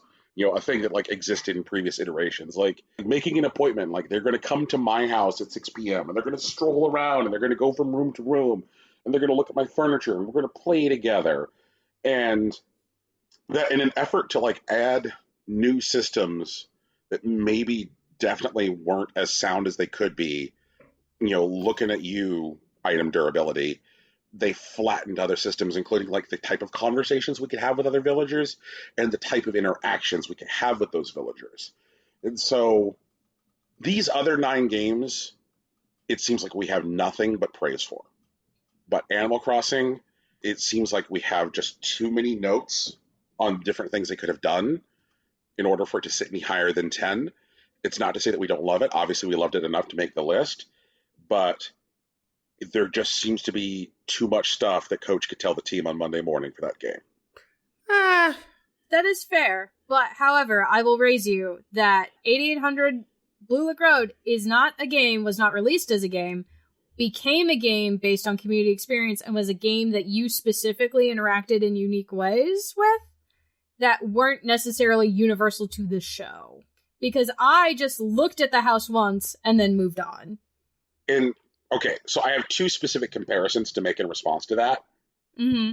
So, like, what you're telling me, Tegan, is no different than saying, like, I bounced off of a video game. I mean, no, because I'm not saying that I bounced off a video game. I'm saying it fundamentally was not designed as a game Okay. and was not a game. Okay, well, let me finish. Which is a similar argument to what I had with What Remains of Edith Finch. Okay, so Also not a game. when we bounce off of something, it's not necessarily like a criticism of like the design. It's to say that the thing isn't for us. Like you talked about, like entering a space of Horizon Zero Dawn where you were starting to be taxed by the story because the story was going in directions that you didn't enjoy, and so you put the game down. That's not to say that like at the time the game was bad. It's just the game wasn't for you. And so like I contend that 8800 Blue Lake Road is a video game. It is just an unintentional video game. It's an accidental video game. Like it's a video game that, like, you're absolutely right, was not like put forth into the world with the intention of creating a video game. It's a video game that just kind of happened. And I also, like, when I look at my experience, comparing my Animal Crossing New Horizons experience and comparing my 8800 Blue Lake Road experience, I have nothing but good things to say about 8800 Blue Lake Road. There's nothing that I would want different to be about that experience. And there are things I would want to be different about my Animal Crossing New Horizons experience. And so, like, that's why I feel like if I look at these other games, like, in good faith, I feel like it can't be any higher than 10. And if you say that, like, 8800 Blue Lake Road needs to be lower than that because it's not a game, then I say that 8800 Blue Lake Road needs to not be on this list at all, and we need to go and get whatever number 11 was and put it on. Okay, I'd like to say something, and then I'd like to offer some compromises. Okay. First, I feel like because 8800 Blue Lake Road was not initially or intentionally designed as a video game, it has a lower standard of proof as compared to the other games that are on this list. The same way that we would challenge things like gameplay or art style, because we are comparing them to traditional games in their own genre, aren't things that we can reasonably say about 8800 Blue Lake Road. Okay. I also don't think that either of them should be number 10 based on how we interacted with the game. So my compromise is that we currently put Animal Crossing New Horizons at a soft 5 and Blue Lake Road at a soft 7 for the time being.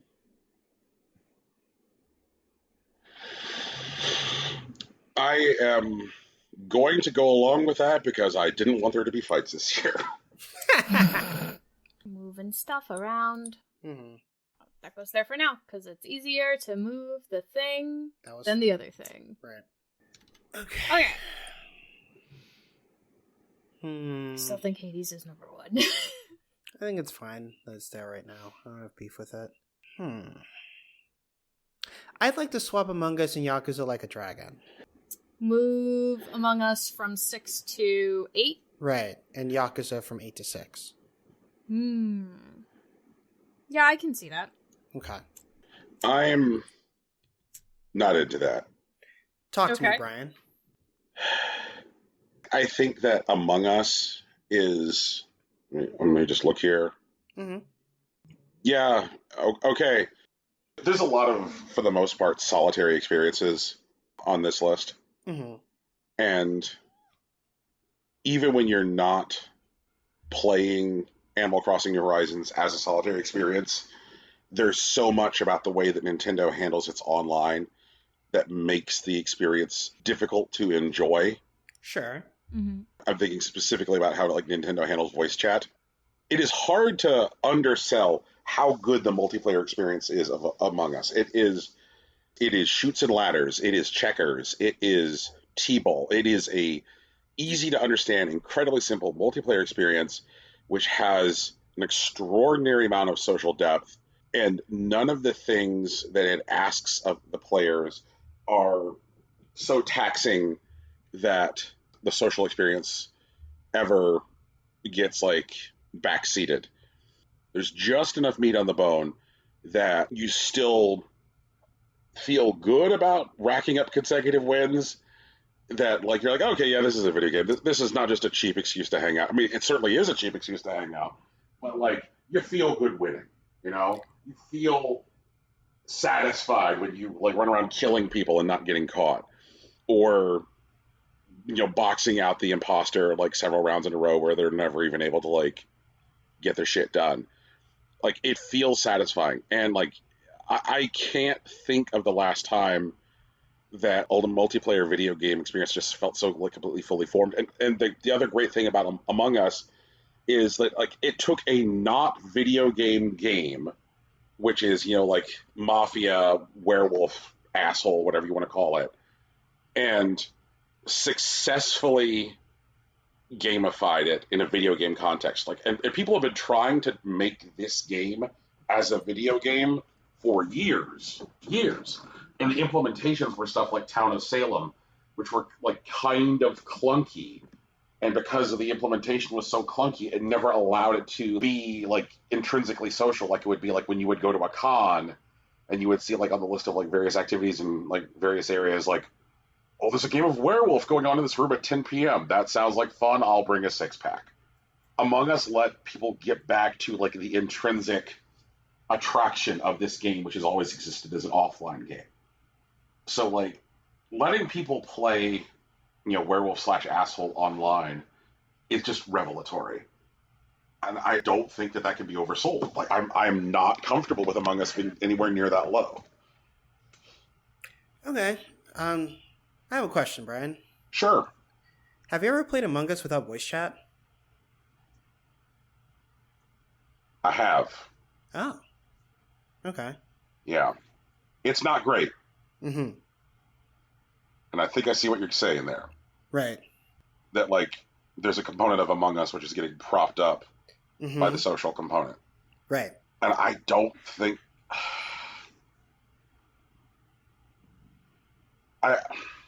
I mean, I think that's like damning a sandwich because it has bacon on it, but like, oh, well, that only tastes good because bacon's so savory. Like, well, you know, I liken it to more like eating a sandwich because you're eating it in a 5-star restaurant. But I understand the comparison. I think Among Us should ultimately be higher than this, but I'm open to suggestions. I'm kind of cool with it where it is. I don't like playing Among Us without my friends, without people that I trust. So if my friends aren't playing, if people I already know aren't playing, then I don't want to play. It is not a fun experience for me. And if the game doesn't have voice chat, it's a lot less... I've done it with, like, strangers, and I've done it without voice chat, and it's just not the same. It doesn't bring that fun werewolf mafia aspect to it without people that I know. And that's probably just my experience, but also, like, that is my experience. I don't feel that way. I feel like that voice chat adds a lot to the game, and it's not a part of the initial package. But leaving that aside, I think playing with people that you know, that you trust, adds an additional dimension to the game that doesn't quite exist with strangers. And that isn't to say that Among Us isn't a good game or even a very good game in a very good package. It's just that those variables are sometimes integral to like an enjoyable play experience. And because I think that like playing with randos, especially even playing with randos with or without voice chat, depending on how it goes, can be incredibly volatile in a way that the devs shouldn't have to account for, I feel like. Mm-hmm. But I don't know. That's what I'm saying. I really do like Among Us as an experience because of the highs that it's capable of. But the same way, I think there are some very significant lows that can't be understated.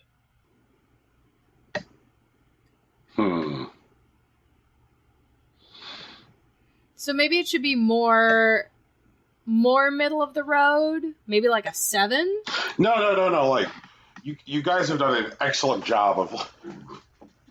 You have made a good case.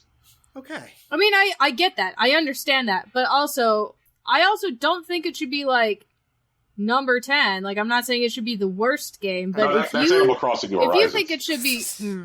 Come on. It's the game that's not a fucking game, Brian, but if you're that passionate about it being much higher versus Rocky's wanting it being... No, listen, let me. If you want it to be higher, but Rocky and I think it's okay sort of where it is, we can bump it up like 1 or 2 spots without having it be like in the top half. No, like, I say this with all sincerity. You guys convinced me. Like, you made the case, and I was like, Jesus Christ, like, the court rules in your favor, gavel, like, you know, the gallery burst into applause, and, like, Sacha Baron Cohen turns around and goes, "We did it, guys. We finally did it." Like, Well, I mean, is Marisa Tomei proud of me? Because that's all I really care about. yes. Okay. I don't know who any of these people are. This does nothing for me. You know, like Scorpion and Sub-Zero are there. They finally hug. Like the whole fucking bit. Like, you did it, you guys. I'm convinced.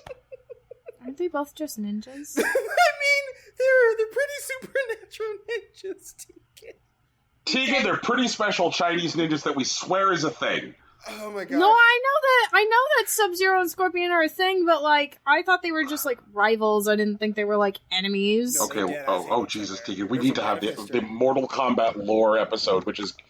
Whoa, you think... Bonus content. Yeah, Make it Patreon bonus exclusive. content. You think that fucking Zelda lore is complicated? Holy Jesus Christ. You're gonna need to bring a water bottle and, like, a snack. I mean, I always bring a water bottle and a snack. It's true. It's just sometimes I finish it and sometimes I don't. Okay, so, just to recap for everyone at home, our current top 10 is number 10, Umurangi Generation. Number 9, Superliminal. Number 8, Among Us. Number 7, 8800 Blue Lick Road. Number 6, Yakuza Like a Dragon. Number 5, Animal Crossing New Horizons. Number 4, Crosscode.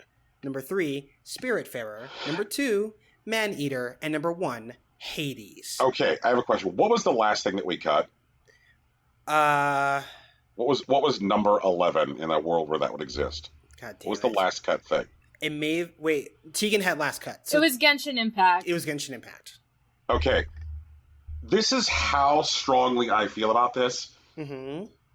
If the hook on which Animal Crossing New Horizons being higher than 10 hangs is because 8800 Blue Lick Road is not a video game, then fucking get it off and put Genshin Impact on here.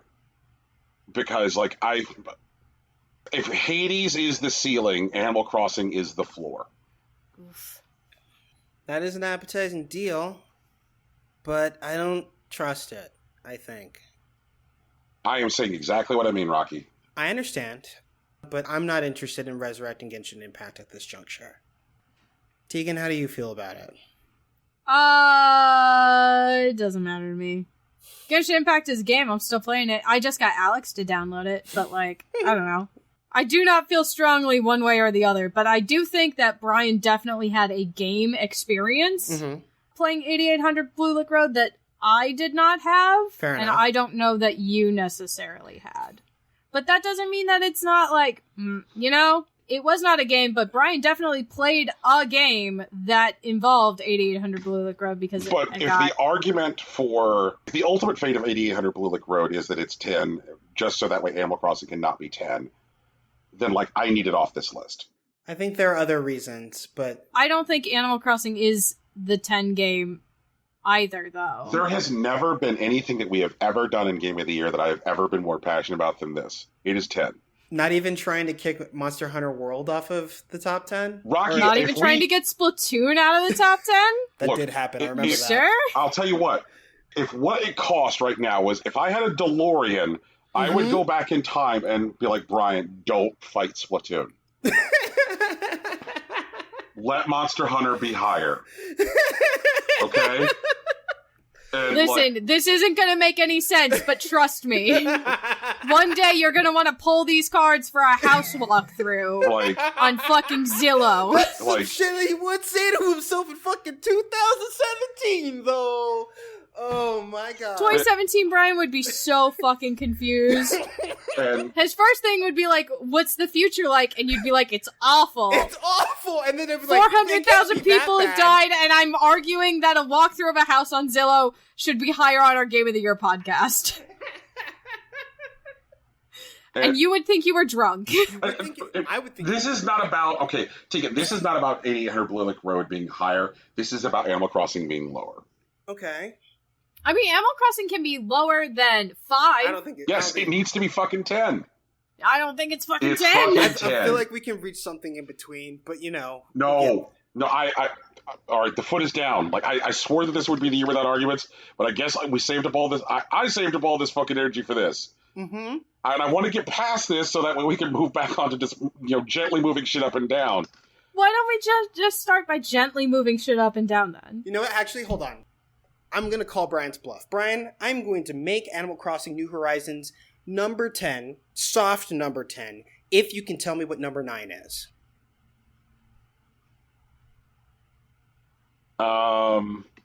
Superliminal, it's already there. Tegan, is that all right? I don't know anything about Superliminal. You know what? Like, you guys talked about it, but I didn't play it. Superliminal should be higher. God damn it. Come on, Brian. What's fucking number 9? Hard number 9. That's what I'm asking for. Okay, so you want a hard number 9. I do. Okay, fine. 8800 Blue Lake Road. Fair trade? It's not a game, though. And Tegan, that's why I said, because I don't want that to be part of our thinking. And so, like, if you are firm enough in that thinking, then off the list it fucking comes.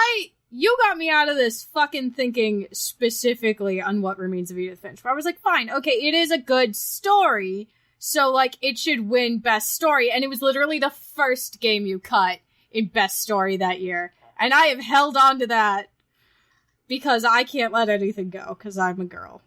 No, it's because I'm a Sagittarius, let's be real. Okay. Alright, so I'm willing to argue that 8800 Blue Lake Road is a game because it's an interactive experience. Okay. And I think you can choose how much you interact with it. That's a baseline on any interactive experience, game or no.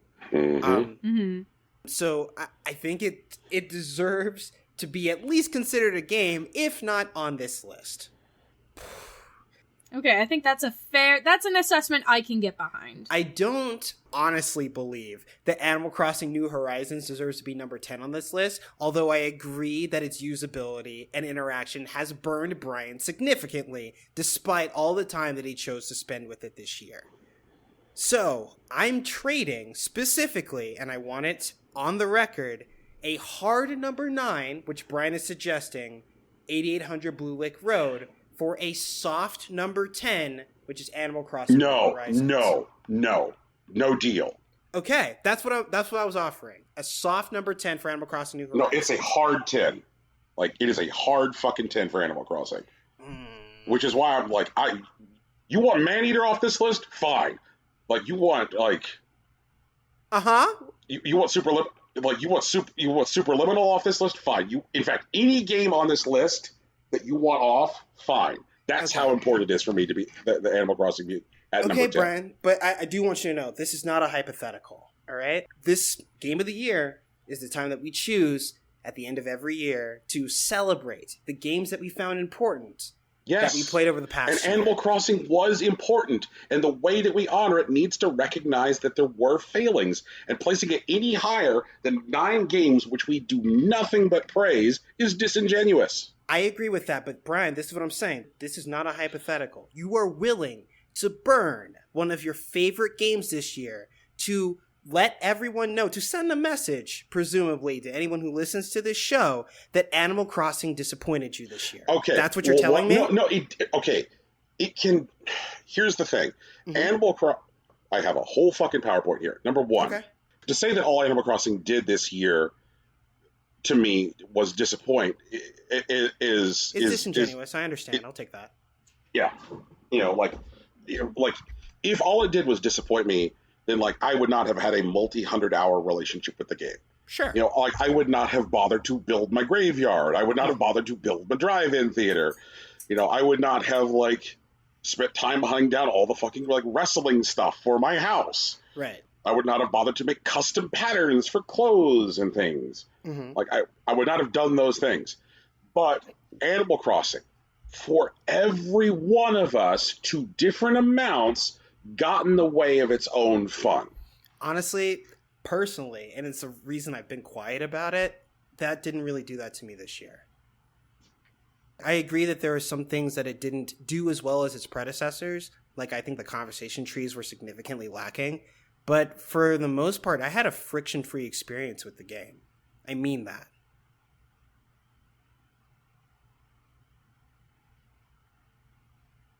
To the listeners of this show, I will give you $100 Best Buy gift card if you go back and pull episodes. Do it! I swear! Also, first one wins. Not everybody who shows up gets it. Like, first person to pull the fucking Hardy quotes. So, like, if they can't pull one, it's not a fucking bet, Rocky. Like, okay. Yeah. All right. Fine. You are offering a prize. It's a bounty. Right. I'm offering a bounty.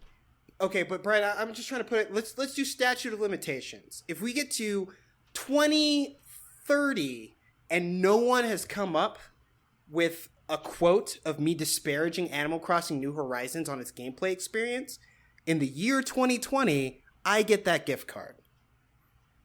Do you mean 2030? Yeah, that's what I said. 2030.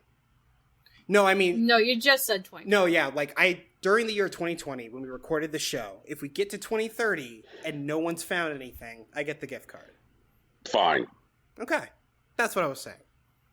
I just can't fucking reconcile it. Like there are two things in this experience that I can't reconcile. Mm-hmm. One is there was just too much deficient about the experience for me to be any higher than 10. And like the first and largest retort I heard is, well, 8800 Blue Lake Road isn't even a video game. And like, okay, well, fine. If the argument is that in order for it to be the least amongst the games represented is that 8800 Blue Lake Road is not a game, then fine, go find a game and put it on this list. Mm-hmm. You're definitely right that when I'm saying like, fine, put Maneater through a wood chipper, like I'm talking out of my ass, like Maneater means a lot. It's a fucking great game and I want to see it like celebrated. I want to celebrate all 10 of these games, but I think that any higher than 10 for Animal Crossing New Horizons is simply not reflective of the truth of the experience. See, but I would argue that any higher than 10 for 8800 Blue Lake Road isn't the truth then of the get it experience off the either. fucking list. I'm not even, at this point, I'm not even saying because it's not a game. I'm saying because I bounced off it so hard if it was a game. Right. And and you bounced off it hard. You and Rocky have enjoyed all year Genshin Impact. And the reason it didn't make this... No, it hasn't been out all year. Okay. And also... Okay, fine. But the reason it didn't make the list is trepidation about the future. You're hedging your bets. You're afraid to be happy. Well, no, it's not just that.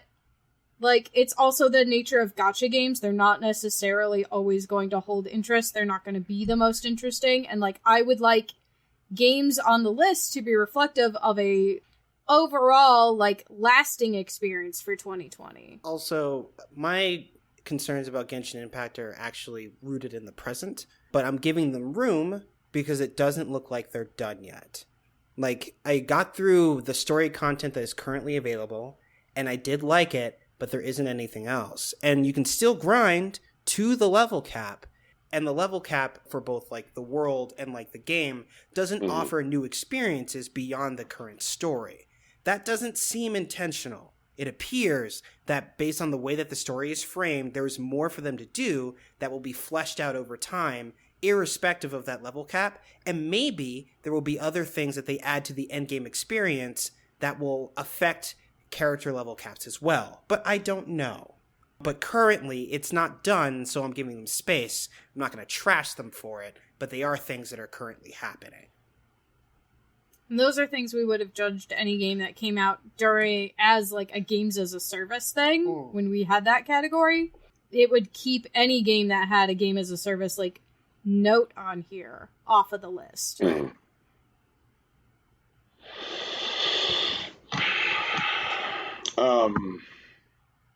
Like, Rocky and I are the ones who played the game, and we both agree that it should not be here. And also, I think 8800 Blue Lake Road should be here. I just don't agree that Animal Crossing should be number 10. That's the thing I feel strange about. I'm also not saying that 8800 Blue Lake Road, like, overall should not be here, because Brian definitely had a game experience with it, and I want to honor that, like, there was a game there for him, and that's good. But I don't think it should be super high because of the way I experienced it. And I think that's fair. I think that's fair criticism of it. Okay, I'm going to try something else. I'm going to try what Tegan suggested since we got our legally mandated annual fight out of the way. Yeah. I'd like to move Umurangi Generation to number 5, shifting everything down a peg. Okay, I have a thought. Mm-hmm. First, I'm going to call 8800 Blue Lake Road a game and say, for purposes of the group, we have accepted, because it sounds like Tegan acknowledges that 8800 Blue Lake Road is a game. It is just a game that she bounced off of. Sure. Okay. Right. So that is part of the essential premise. Mm-hmm. I mean, that's why I only tried to cut it once. I didn't try to go after it every single time. Right. Because I acknowledge that you had a very real gaming experience with it that I did not have. All right. Tegan's mindset is not 2017 Tegan. Sure. No, absolutely not. Yeah. In You know fact, what we call that? Growth. Bro. Yeah. Please draw me as a little flower. In fact, Tegan, let's say we get a DeLorean and we go back in time and you tell 2017 you that What Remains of Edith Finch is a video game and we could just like watch to see how she reacts. It'd be really funny. Oh, she'll be pissed. She'll be pissed. She will definitely be pissed. She'll be like, it's not a game. And I'll be like, no, we understand that. But it is an interactive experience. And I need you to understand that in 2020, interactive experiences are very important. I still genuinely believe with my entire chest, that What Remains of Edith Finch should have won Best Story that year. I 100% agree with past me on that, and the fact that you cut it right away pissed me off more than anything else in the world that year. That makes sense. That made me so fucking mad. I get that. Because it was a great story, but it was not a game if it wasn't going to be in Best Story and be in that top 3. And the fact that you cut it right away pissed me off. There's so many I'm not even mad at this point. I'm just letting that energy out. No, that's good. This is good radio. I'm sorry for all of our listeners. Please tune your earbuds down. Sorry. Please put that warning at the beginning of the show. Yeah, Tegan screams in this one, be ready. Jesus. My bad. Oh, wow. I was so mad, Brian. I was so mad. I'm having so much fun. I'm also having a grand time, honestly. Yeah, no, legit. So anyway. Mm-hmm. Brian had a proposal. Right? Yes. So. I would give Animal Crossing 9. No, I would do it. Okay.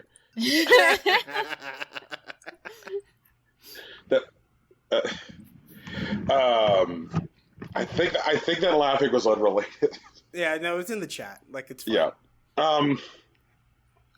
That part of it'll be in the show notes or something. Okay. Oh, yeah, I'll probably just put that in there. Go ahead, Brian. Do your thing. Yeah. Part of what we're doing is we need to acknowledge the deficit of experience for members of the show. Okay. And so I would like to suggest... Are you proposing next year we add a new category called Games That Bounce? No, I'm not. What I'm suggesting is that tied at number 10 are 8800 Blue Lake Road and Animal Crossing New Horizons. We've done ties before. Yes, we have. Yeah, we have done ties before. It just means there's no number 9 and we just skip straight to 8. Teagues, how you feel about that? I'll give it a soft tie. I'm not willing to commit. I'm not willing to commit it there yet because I want to see how the rest of this line shakes out, but I'm willing to put them both there and see how it settles. Okay, so to give Brian a little bit more calm, can you commit to Animal Crossing and 8800 Blue Lake Road remaining below number 8? Yes, I can commit to that. Brian, is that acceptable?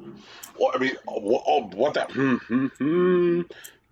all that sounds like is one of them breaks free of the other. That's true. That is a possibility. That just means it's a possibility. I want to see how the rest of this shakes out first. Oh. That also means, though, that 8800 Blue Lake Road could ultimately end up above Animal Crossing. That is I just also need true. some time to digest. Brian, can you agree to allow them both to sit there for now? And either they both stay like this, or we've had enough time to digest the whole situation, and one of them ends up moving. I'm not saying which one, and I'm not going to hard commit that it has to be Animal Crossing. I'm just saying it's a possibility. Brian wants certainty here. I really do. Yeah, I know. I mean, let's just leave it like this, and we'll see what happens. If a tie happens, a tie happens. It's fine. I'm fine with them tying, but I also still want to see how the rest of this frickin' list shakes out. And I would like to move on to the rest of the list. Okay. Wait, I had a move before? I can't remember. You wanted to move Umaragi Generation to number 5. I did it. Yeah, thank you, Tegan. Sorry. I would like to move Brian, did you play Spiritfarer at all? Did you get around to that? I didn't, but like the way you guys have praised it, I think I told you guys that like the reason I was cautious about playing it was it seemed like a lot. Yeah. Yeah, it seemed like it was emotionally taxing. I understand that. Yeah. I look forward to you talking about it in 2021. Mm-hmm. Or 2022. Brian's whichever. He'll have his big cry, and then he'll wait Have like his 2 big cry. weeks for us It'll to be talk to us about it. And then he will, and then we'll all talk together, and we'll have our big Spiritfarer conversation. It'll be labeled. And by then we can do it completely spoiler free because I want to know. I want to know who makes him cry. I want to know which one it is that breaks the waterfall. Why can't I remember his name? The Frogman. A tool. It's gonna be a tool. A tool. Fucking a tool. It's gonna be a tool. It's gonna be a tool, but I want to hear him say it. But like there seemed to be like very strong attachment by both of you to it. I want to know how well I know Brian. I feel like Spiritfarer needs to be that high. In fact, I would probably say like Spiritfarer probably needs to move up to number 2. I'm okay with that. Yeah, I would like it to move up to number 2, but if it ends up in number 3, I'm also like okay with it. I just don't know how high like Maneater should be. Does that make sense? I think Hades is number 1. Hades is sexy. Yeah, I'm gonna have to. My bad. Okay, so it's been a while since we've checked in, so I do want to go through the list again. Currently, we have a 2-way tie at number 10 for 8800 Blue Lake Road and Animal Crossing New Horizons. At number 8 sits Among Us. Number 7 is Superliminal. Number 6 is Yakuza Like a Dragon. Number 5 is Umurangi Generation. Number 4 is Crosscode. Number 3 is Number 3 is Maneater. It's Maneater. Number 2 is Spiritfarer. And number 1 is Hades. Yes, Brian? I'm content with this order. Yeah, I was about to say I'm actually content with this order also. Rocky, you're not content with this order.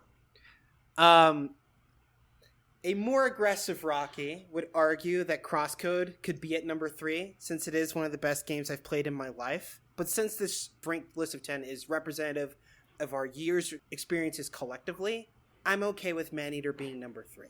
Rocky. Mm-hmm. Rocky. Mm-hmm. You played Crosscode, and you just described it as one of the best games you played in your life. Yes, I did. It's true.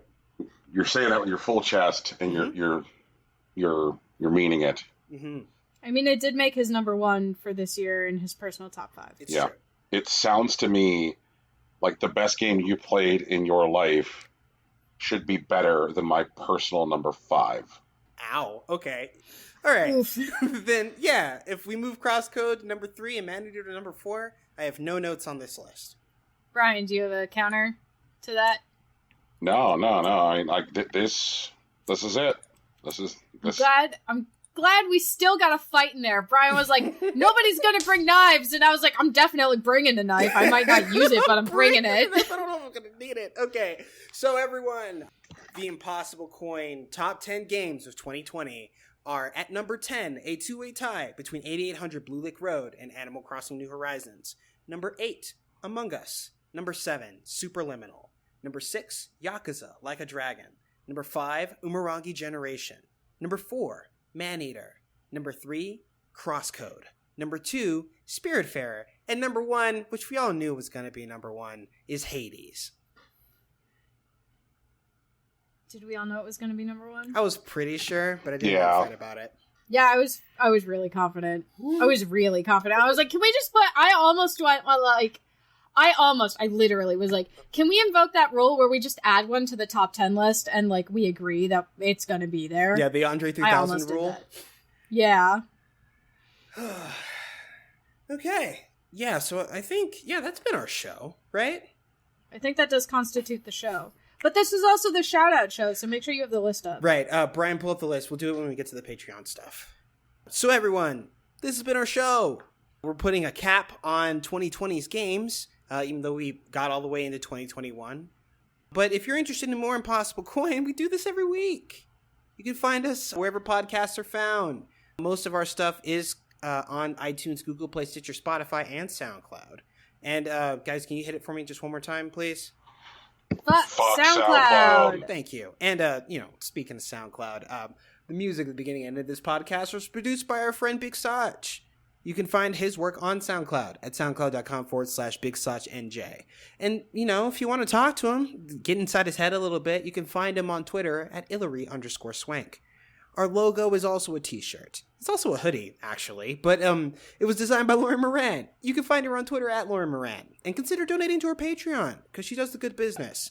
And, we have one of those too, a Patreon. I mean, not a Lauren Moran. You can find our Patreon at patreon.com/ImpossibleCoinPodcast. Yes, Brian Cartwright's name is on /ImpossibleCoin, but we're not using it currently. Please understand. And also, since this is the last episode of our fiscal year, we do want to take time to acknowledge all the people that supported us this year on Patreon. Brian, if you would. Absolutely. So we have got, let's see here. Just want to make sure I get everybody's name right, because the Patreon display for how it shows folks' names is not great. For example, I am literally having to export my name list as a CSV. Really? Okay. Yeah. What's a CSV? It's a spreadsheet format. Man. Okay, cool. Lame. Every one of you, I thank you, and I just want to let you know I am now expanding column A so that I might shout you all out. Yay! Thanks for supporting us. Yes. We appreciate it very much, especially in this very trying year. Mm-hmm. So, first off, thank you, Big Sach. True. Yeah. Little brother, thank you. Thank you. I think is he the dad of the show? Is he the uncle of the show? Or is he the brother of the show? Joe Spiro. Uncle grandfather.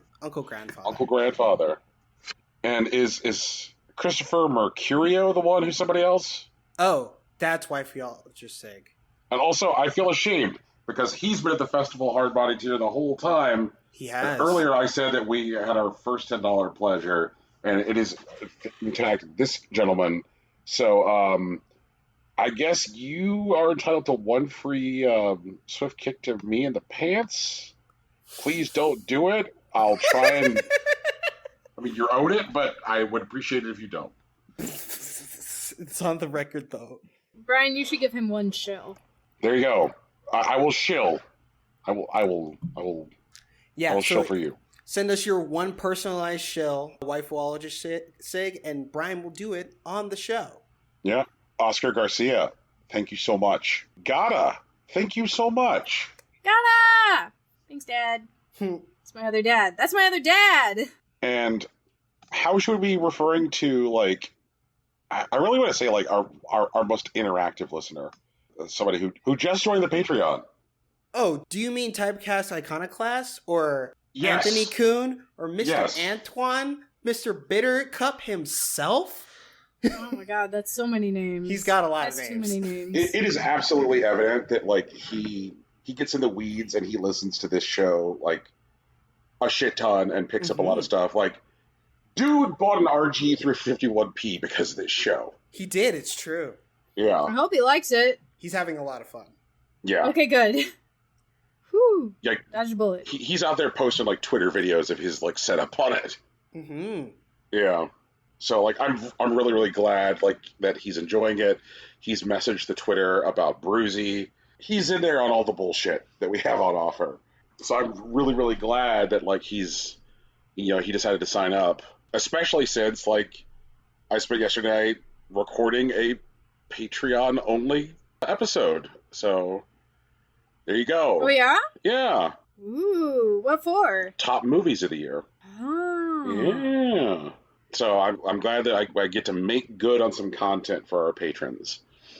So thank you so much. You helped make this possible, because, like, we do upload enough stuff to Libsyn each month that, like, the hosting fees suck, but you guys definitely helped offset that.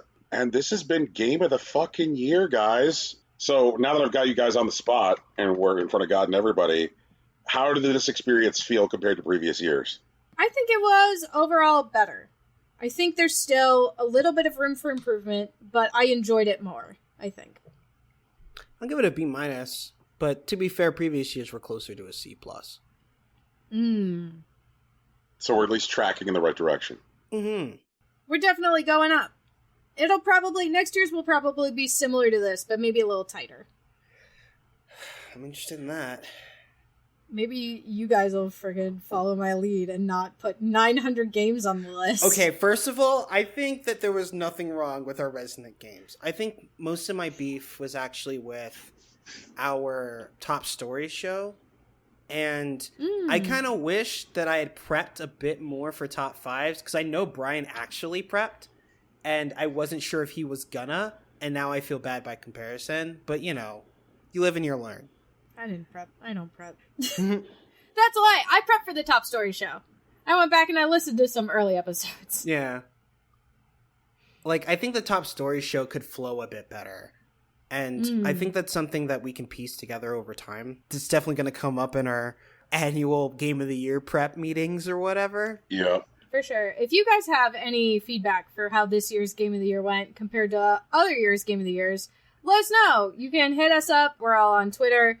But Brian actually runs the Twitter, Rocky runs the Facebook, and I run our Tumblr. They're all Impossible Coin. Right. Yeah, actually, I would really appreciate a lot of feedback. So usually I don't. I think you guys can tell that I don't care too much about getting feedback for the most part.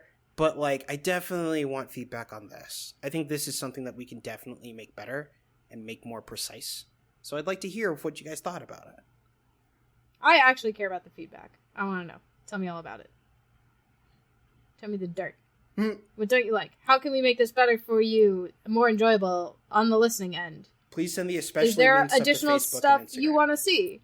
Yeah, is there additional stuff you want to see? Here? Here. Like, you know, that kind of stuff. I want to know.